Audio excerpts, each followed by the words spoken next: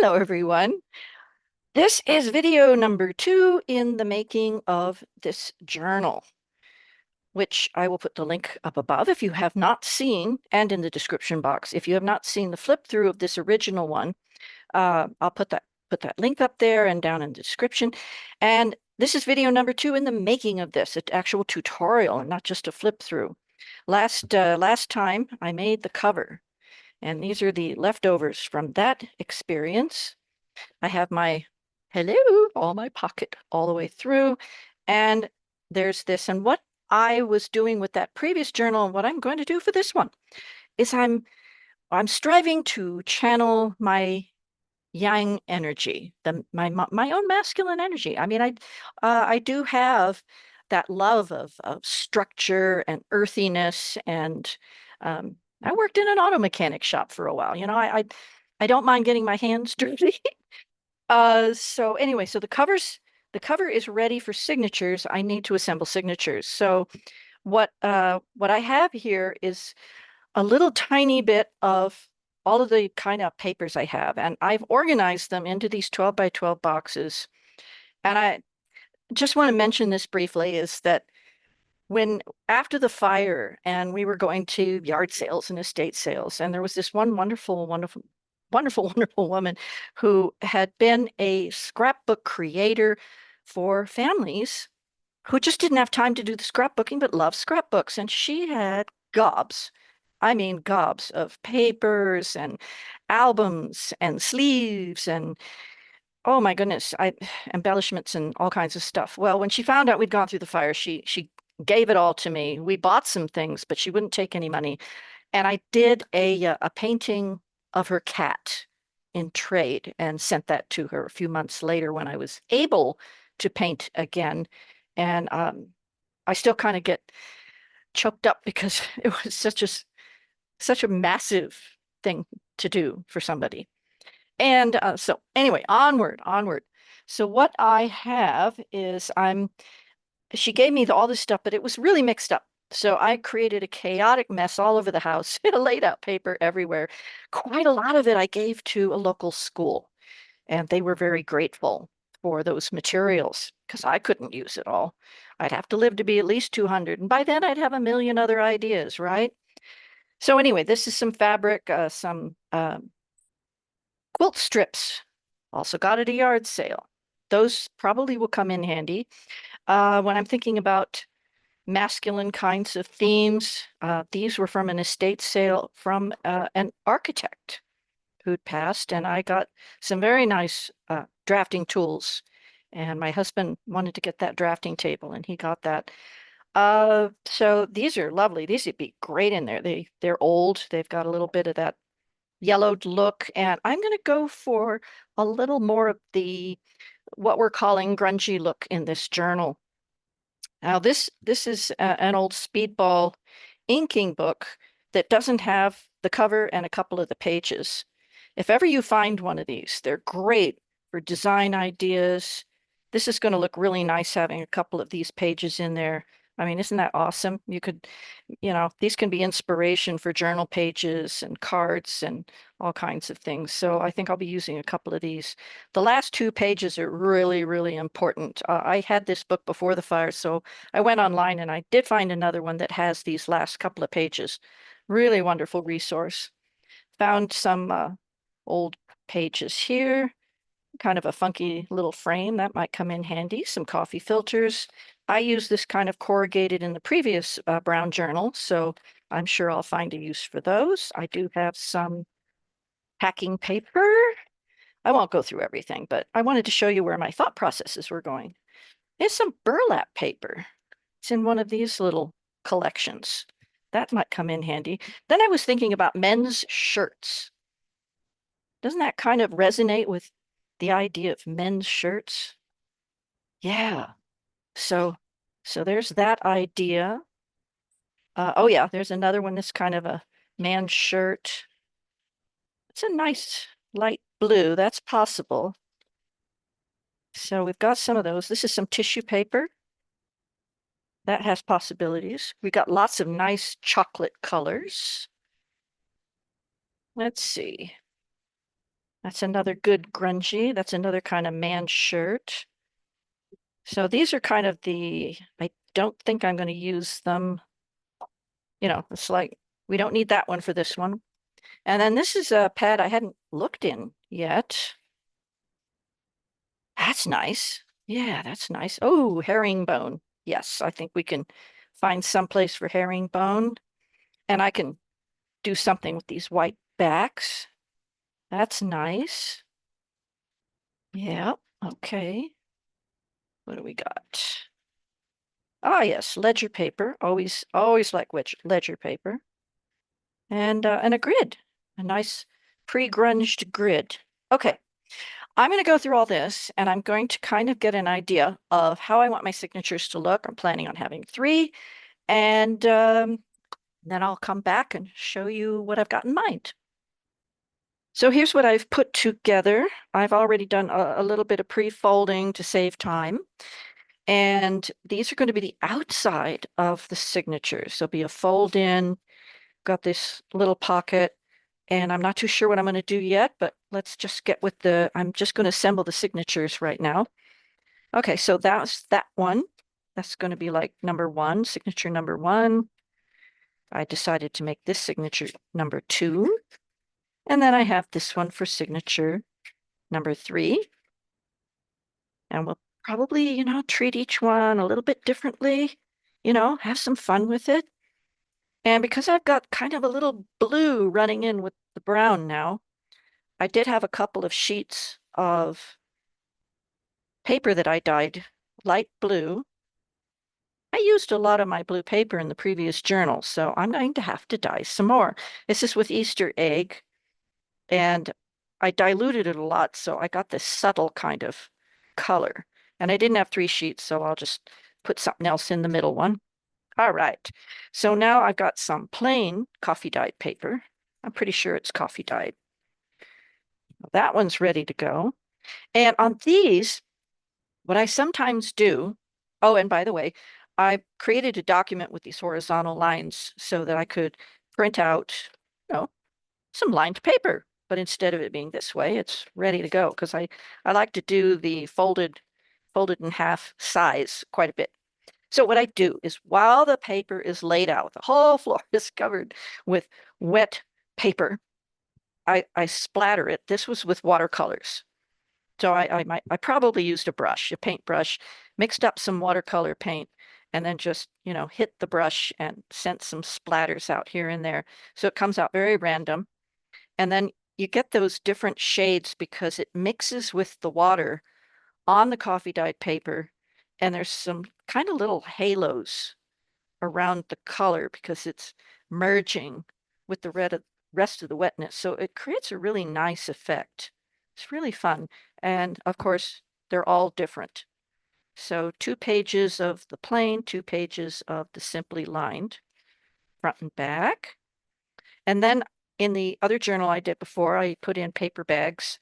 I only had two of these, so I grabbed one of these. And this one needs a little reinforcing, but fix it up. But I had a couple of these, so I trimmed the teeniest little bit off the bottom,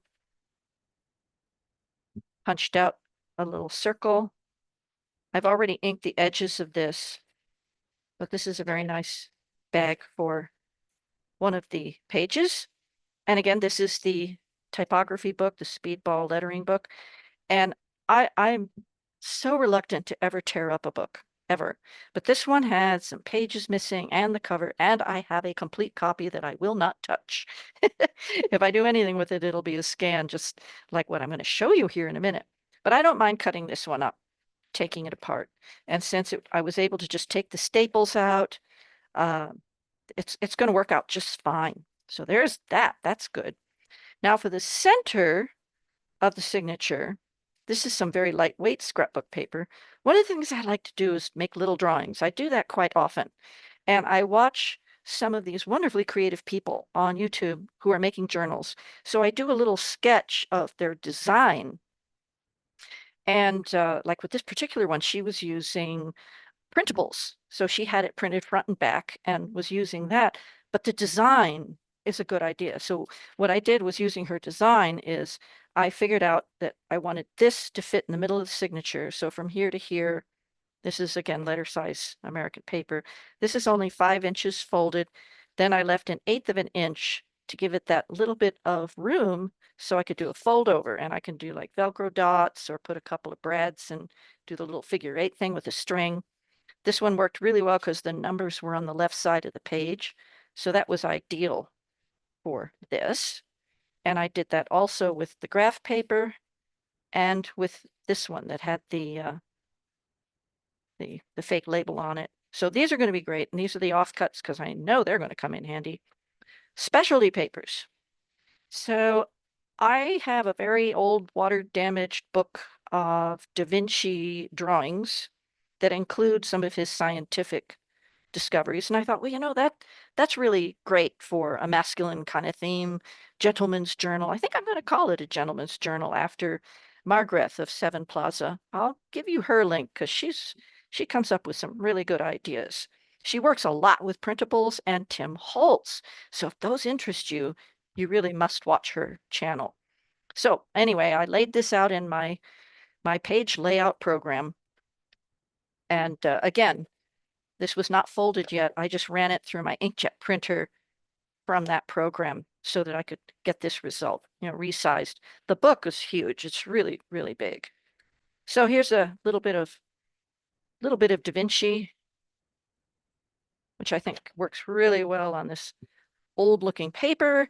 And the last one is the fact that this is a writing journal and I'm featuring typography and more of that theme. So another book I have is a reproduction of a 1700s penmanship book. So I scanned a few pages that have to do with writing. So words on the art of writing, aren't they gorgeous? And this, I think, was drawing paper. And please do, if you want to try cutting paper to the size of where you are, whether you're A4 or A2, be sure to do some testing because some of these art papers work in an inkjet printer, but they don't work in a laser and vice versa. So I already knew that this paper would work in an inkjet printer. So I'd already dyed it.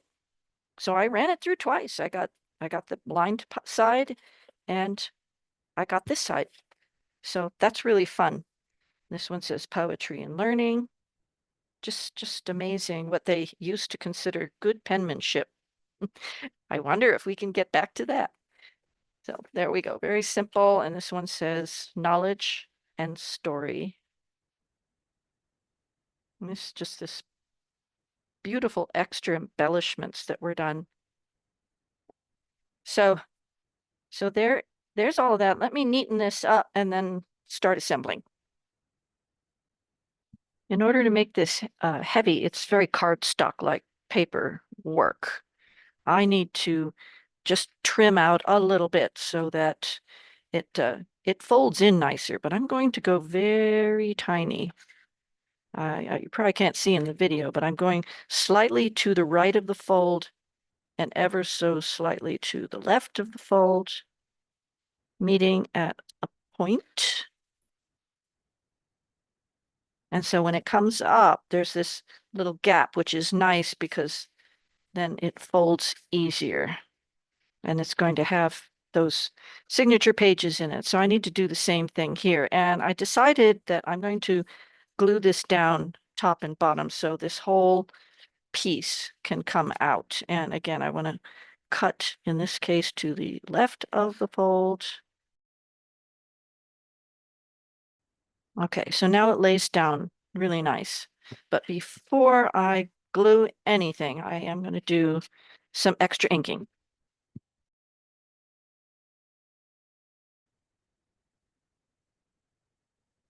So I'm using two different colors. I'm using the vintage photo to kind of get a little of that grunge look. I'm using ground espresso. I decided I wanted to go dark because there's a lot of dark elements.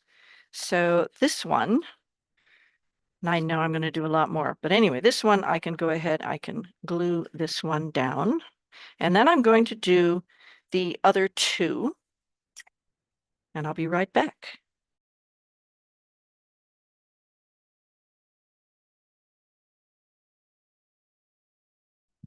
Well, I've got these up to the point I want to have them right now. So I did bending a little corners and did a little extra inking, and I have these glued down. So this is a pocket that goes this way.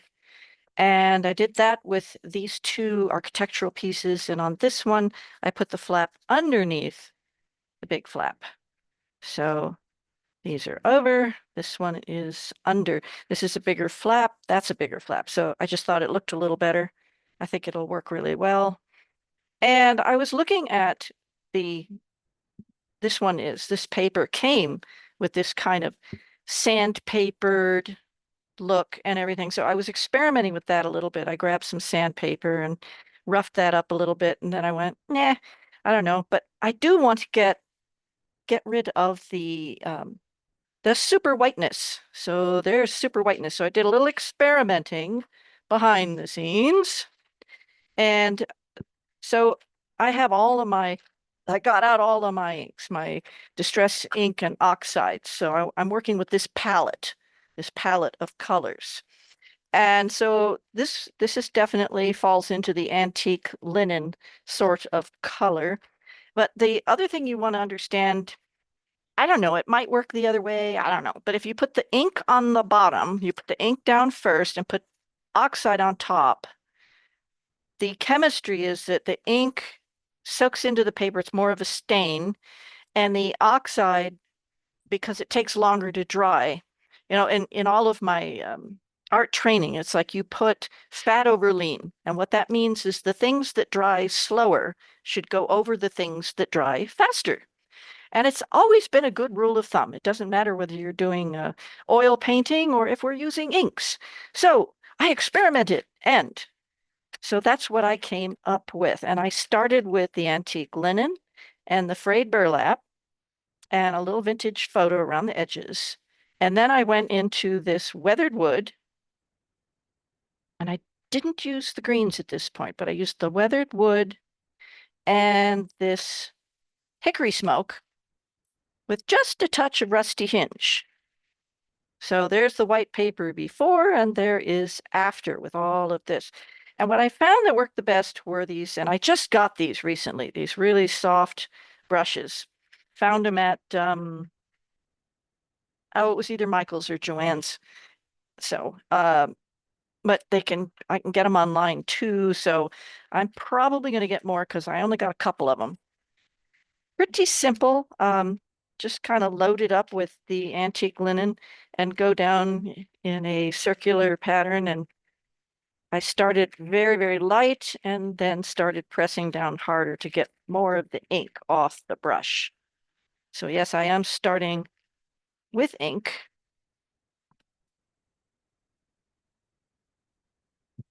And this pad is a little bit, it's not as moist as it used to be. Whoops. So I sprayed a little water on it. That's what you see on the side. It's a little water, just kind of reactivate.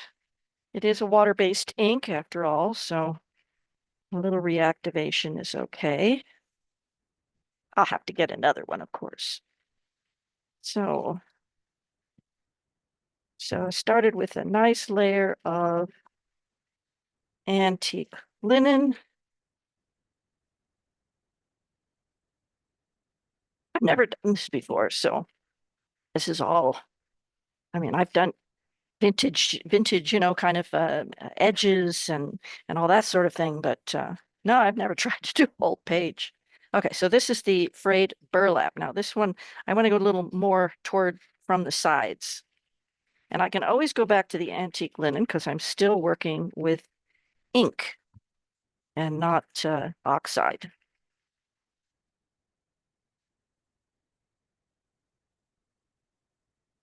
So this is just go until you're happy kind of thing.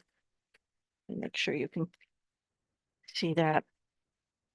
I think I'm going to be doing some rubber stamping again in this journal. So if you want to be doing something like this, you might want to be thinking about, some of your embellishments. I've got some nice stamps that I think will fit for this. All right. think maybe I do want a little more of that yellow tone. We are going for the uh, kind of the grungy look, so can't go wrong here. You can't make a mistake, that's for sure. All right, because I'm not too sure what I'm going to put on top at this point. So let me do a little distress ink around the edges.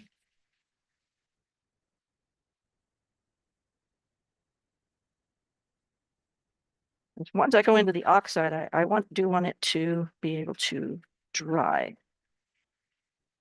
And this is going to fold out. So this will be seen.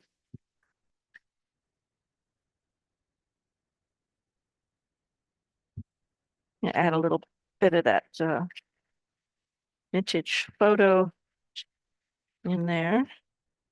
All right, let's go to this gray. What was I using? I'm just going to use an edge of my little blue dauber here. And I want to go in a direction. I want to be directional with this. So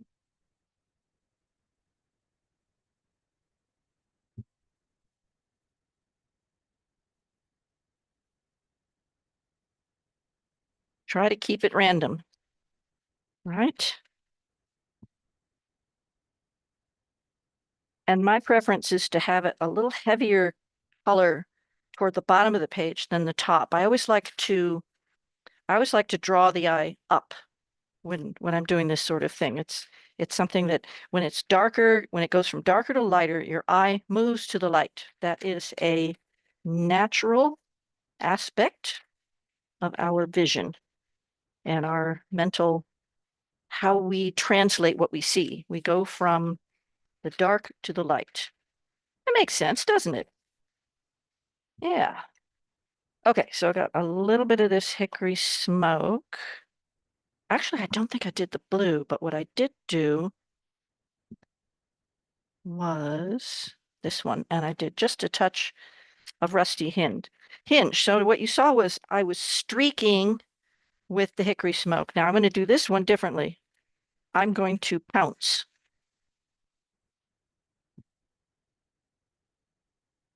So if you do all these different application types with these different materials, it gives you a very mottled effect, which I think for this project is kind of fun. Yeah. If I pounced with the antique linen, it would have taken forever. So I needed a little more of that kind of movement since this paper was plain white on the inside to begin with. So, all right. So this is what it changed from. It was this, and now it's this. Radical difference. I think that works pretty well. And I think it harmonizes okay with these other papers. It doesn't exactly look like that, but it's not too far off, is it? Okay. All right, so that, I know I'm going to do some stamping and I'm going to put layers on here and pockets.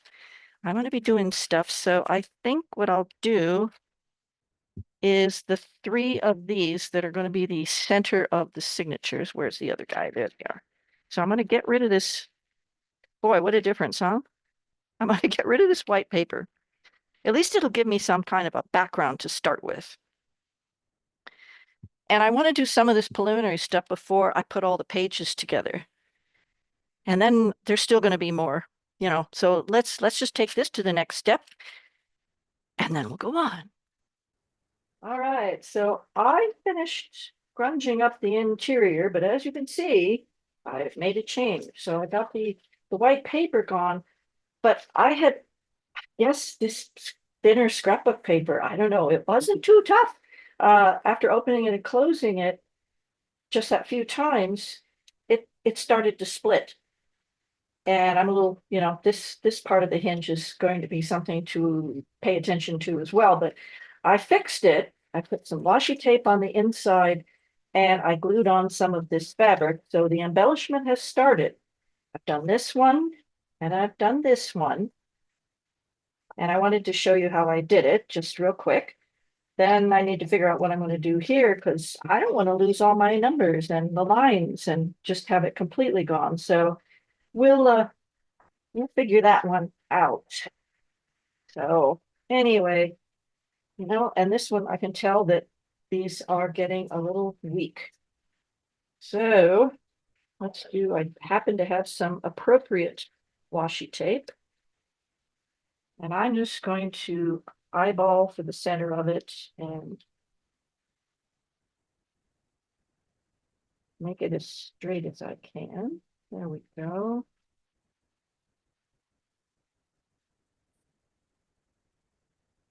Enough. Wrap that around. And it's just kind of, washi tape isn't super strong either, but it'll help protect the interior. So now when it comes to the outside, I had enough of this cloth. So the easy way, if you ever have such a problem, is I'm lining up the bottom of the cloth with the page. It's actually easier to do it right on the end. If you can get that straight line, you can see what the straight line is. And I'm just using a pen on the back of the cloth. I know exactly where to cut it.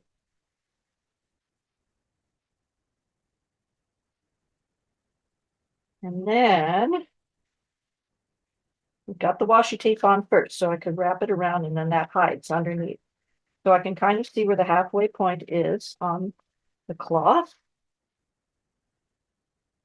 I'll just line that up. I can just eyeball it like this,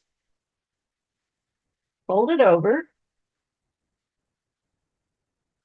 and using a pencil, sneak the tip of the pencil underneath that edge. Now this is graph paper, so you can see this line, but I didn't have graph paper on the other two. So the way I was doing it was I put the tip of the pencil underneath the edge of the fabric. I hope you can kind of see that it lifts up a little bit of that fabric and you just scoot along, pull the pencil towards yourself. Pulling is the key to drawing straight lines. Pull. That's all it is. That's what draw means, pull. So now I have that line and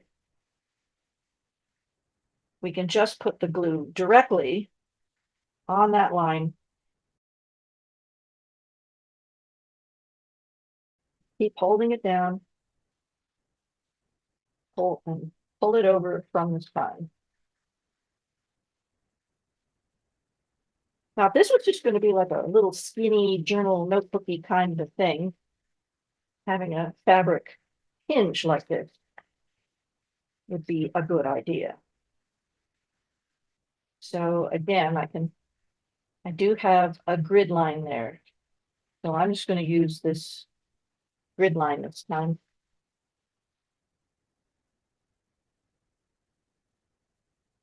Normally you don't, but just skirting that pencil underneath the edge works just great. That's what I did with the other two. Actually, that was easier. I got to not get confused. Where's the grid line I want? Okay.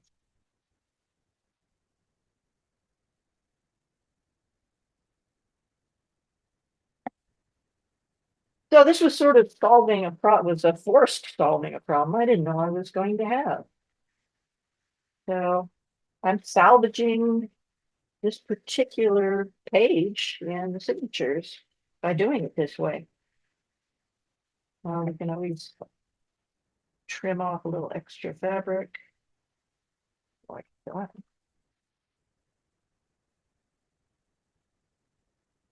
There we go. So I need to figure out what I'm going to do with that. But let us move on. Since I wanted to keep this video a little bit on the shorter side. Has these little extra things come up. All right, so here's all our goodies.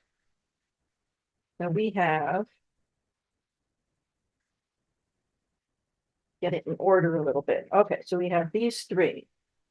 And I'm going to put two of those, two of those, two of those, two of those, two of those, two of those. One, one, one.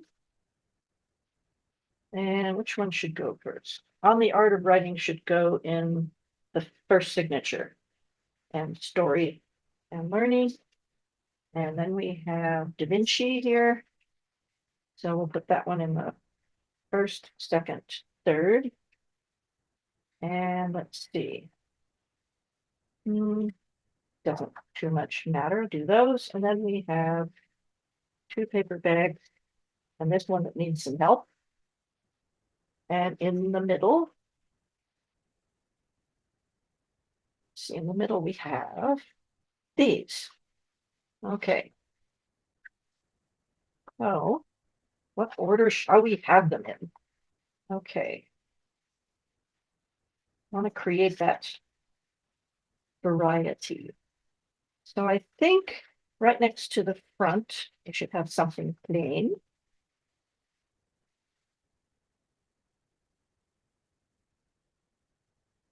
And then something decorative. I might have to cut that down, I see. And then some lined paper. And I think a paper bag. Then something. Well, let's go with that blue sheet. Da Vinci. Lined. Decorative, plain, and center. Okay. All right. All right, I'm going to do that with the other two. I'm going to probably trim down this sheet a little bit. And I'll get all three. I'll be right back. So I trimmed down these pages and they're a little wide and I just really don't want to cut off any of these letters. But I thought, well, maybe it would be okay.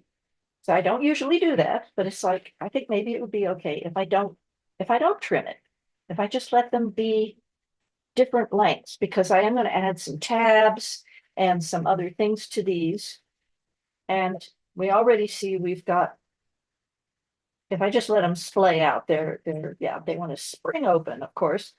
But I can see from this, I started basically with I started with the same number of pages. I think there's one extra uh, folded page in this original one. But I think you can see that it gets rather fat. So I want to make sure I've got enough room in the spine. I know that I'm going to be adding stuff. I've got to add pockets and tags and all manner of things. I didn't want this video to get too long, so I'm not going to sew it in on this video. I think it was enough just to solve problems and do some grunging and figure out what's going where and how it's all coming together. So we can kind of, yeah, you can see what's happening here.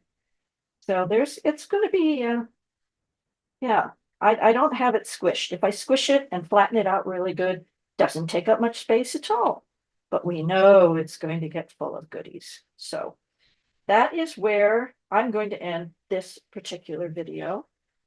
I decided to put the lettering stuff toward the center and put these beautiful writing pages up toward the front. And the reason I'm not putting them in the absolute front of each signature is because this is decorative and it's going to have stuff on it and things in the pocket and something will be going here.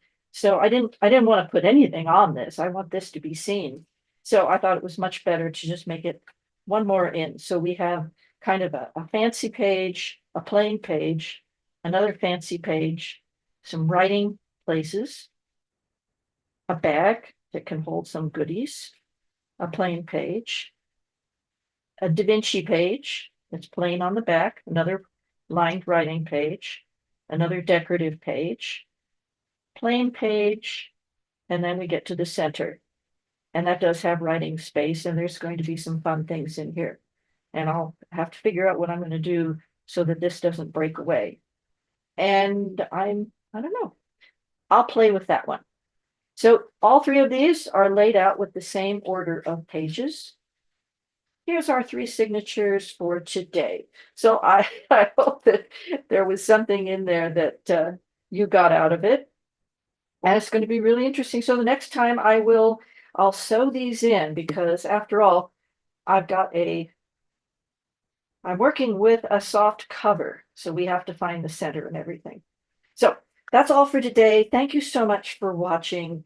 And I hope it was fun for you. And I just get really involved and I'm trying to figure this stuff out. So, all right. Thank you very much. And I will see you in my next video.